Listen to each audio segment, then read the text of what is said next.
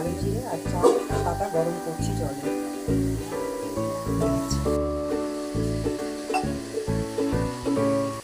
চা পাতা মেথি কালো জিরে গরম করছি আর পেঁয়াজের রস লেবু রস দিব। ওই যে চুল ওঠা বন্ধ করার জন্য যে অয়েলটা আমি করছি ওই টিপসটা কাজে লেগেছে। অনেকেই ব্যবহার করছে এই জিনিসটা।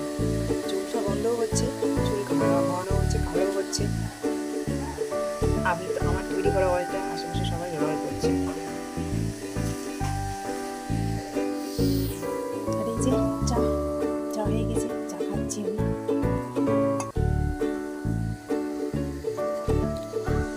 এখন সবজি ঘুম থেকে উঠলো, বিছানা এলোমেলো হয়ে আছে, বিছানাও গোছাবো। আমি যে এর আগে চুলের যেটা টিপস দিয়েছিলাম সেটা কাজে লেগেছে। মেথি, কালো জিরে, তারপরে হচ্ছে চা পাতা গরম জলে ফুটিয়ে আর পেঁয়াজের রস লেবু রস দিয়ে মিশিয়ে এই যে লাগিয়েছি চুলের মধ্যে। চুল তো আমার একবারে উঠেই না, একটু ওঠে না, ওঠা বন্ধ হয়ে গেছে। আবার আজকে লাগিয়েছি। আমি যে টিপসটা দিয়েছিলাম আমার আশেপাশে সবাই এই জিনিসটা ব্যবহার করছে, তো সবার চুল ওঠা বন্ধ হয়েছে। এই যে দেখুন অনেকক্ষণ লাগিয়েছি, চুল কড়া হয়ে গেছে। একটু বাদেই আমি শ্যাম্পু করে নেবো আবার।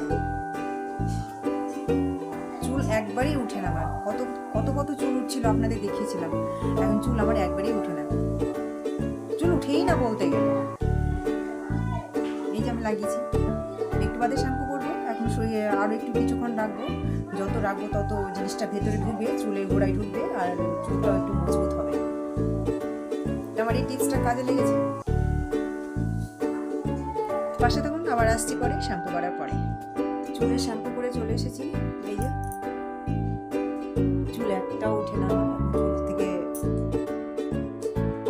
আরাম পেয়েছি। চুল উঠে খুব খারাপ লাগে, কতদিন খুব চুল উঠলো আমার, চুল উঠে উঠে চুল পাতলা হয়ে গেছিল।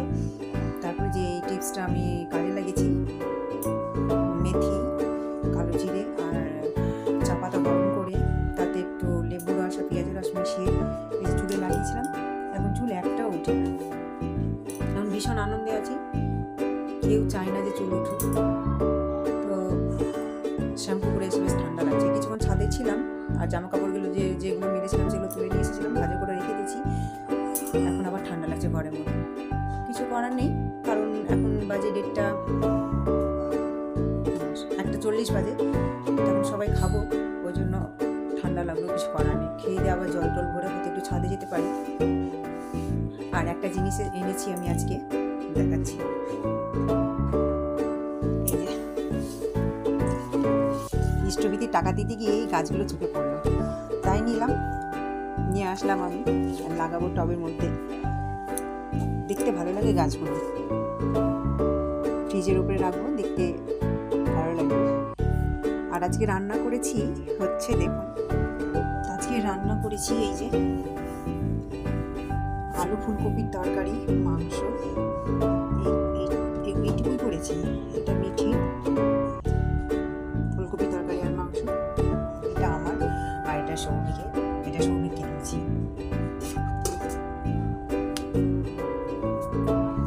মাংস হলে সেরকম কিছু লাগে না, তবু আজকে একটু ফুলকপির তরকারিটা করলাম।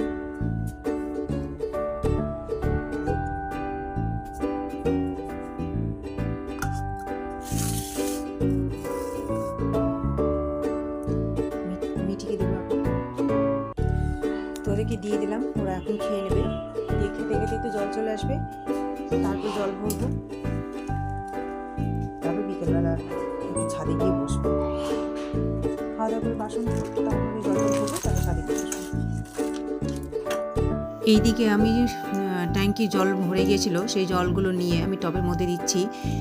আর এখন তো সব গাছগুলো থেকে পাতা ঝরে যায়, শুকনো হয়ে যায়, 2 বেলায় জল লাগে। সকালবেলা জল দিলেও প্রায় বিকেল বেলা এসে দেখি শুকনো খটখটে হয়ে থাকে।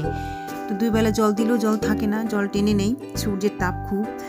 আর এই সময় তো গাছগুলো থেকে পাতা ঝরে যায়, তাই দেখতেও খারাপ লাগে। তো আমি এই যে জল পড়ছিল সেখান থেকে মগে করে জল নিয়ে আমি টবের মধ্যে দিয়ে দিচ্ছি, দেখতেও ভালো লাগবে। ফুলের গাছে জলও দিলাম, টবে জল দিলাম, আর চুলো শুকানো হলো ছাদে বসে, খেয়ে দিয়ে এসে জল ভরে ছাদে বসেছিলাম। তো ট্যাঙ্কিতে জল ভরছিল, জল ট্যাঙ্কি থেকে পড়ছিল, তাই জলগুলো নিয়ে টবে দিলাম। আর বসে বসে চুল শুকানো হলো। এই যে চুল ঘুরে যাচ্ছিল, আর রোদের তাপ লাগানোও হলো শরীরে গায়ে, বেশ ভালো লাগলো। এখন একটু নিচে যাব, অনেকক্ষণই আসা হলো, কিছুক্ষণ আগে তো টবে জল দিলাম, আপনাদের দেখালাম। এখন নিচে যাই, একটু ঘুমাবো, একটু সন্ধ্যাবেলা চা টা খাবো, তারপর রাতে ডিনার হবে। বাসা দেখুন আবার আসছে। হাত থেকে নিচে আসার পরে ভাবছিলাম ঘুমাবো, তো ঠান্ডাতে ঘুমালাম না। নিচটাই পুরোটাই ঠান্ডা, আর উপরে বেশ গরম গরম ভাব লাগে, নিচটা পুরোটাই ঠান্ডা।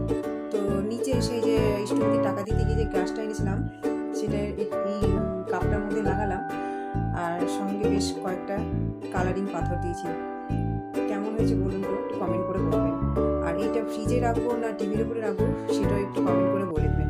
আমি আপাতত ফ্রিজের উপরেই রাখছি, তো ফ্রিজে ভালো লাগবে না এই যে টিভির উপরে ভালো লাগবে, সেটা একটু কমেন্ট করে বলবেন। আমি আপাতত ফ্রিজেই রাখছি। এই যে কালারিং পাথর দিয়ে বেশ সুন্দর লাগছে দেখতে।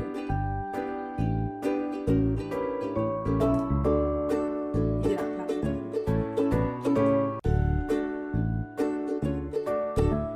একটু কমেন্ট করে জানাবেন। বাসা দেখুন আবার আসছি পরে। শুভরাত্রি। এখন বাজতে চললো 9:30। তো এদিকে খাবার গরম করতে বসেছি, আর এদিকে মিটি ঘুমিয়ে আছে। ও ঘুমায়নি, মতলব করে পড়ে গেছে। হ্যাঁ হ্যাঁ, এই যে ওই কাদু Kudu Kudu Kudu Kudu Kudu, ওটা বলো, আয় আয় ভাত খেলে উঠে যা, আয়।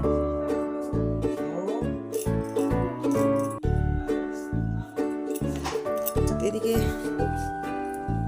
অন্ধকার হয়ে আছে। এই যে এই দুধ গরম বসেছি, আর এদিকে মাংস গরম করতে বসেছি। গরম হয়ে যাবে, আর ফুলকপির তরকারিটা অল্প আছে, তার গরম না করলে চলবে। দুধে গ্যাসটা অফ করলাম, এখন গরম হয়ে গেছে। মিটিকে করবো, আর এই যে ফুলকপির তরকারি আছে অল্প আছে, তা গরম করবো না। আর এই মিটি, এটাই এক প্রবলেম, প্রত্যেকটা দিন ওকে তুলে তুলে খাওয়াতে হয়। কি হলো কি বললাম না, আয় আয় রং করিস না, খেয়ে নে। তো ব্লগটা এখানে শেষ করছি। আপনারা ভালো থাকবেন, সুস্থ থাকবেন। এই ব্লগটা কেমন লাগবে কমেন্ট করে জানাবেন। ভালো লাগলে একটা লাইক, একটা কমেন্ট, একটা শেয়ার, এবার দয়া করে একটা সাবস্ক্রাইব করে দেবেন। নমস্কার।